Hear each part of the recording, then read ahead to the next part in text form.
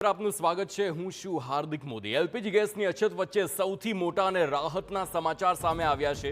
વધુ 2 એલપીજી જહાજ હોર્મુઝની ખાડી પાર કરી ચૂક્યા છે। એલપીજી ટેન્કર પાઇન ગેસ અને જગ વસંત ભારત આવવાના છે। બંને ગેસ ટેન્કર ભારત તરફ આવવા રવાના થયા છે। पर्शियन गल्फથી રવાના થયા બંને જહાજ એક બાદ એક જે પ્રકારે ટેન્કર્સ આવી રહ્યા છે તેમાં હવે વધારે ઉમેરો કરવામાં આવ્યો છે।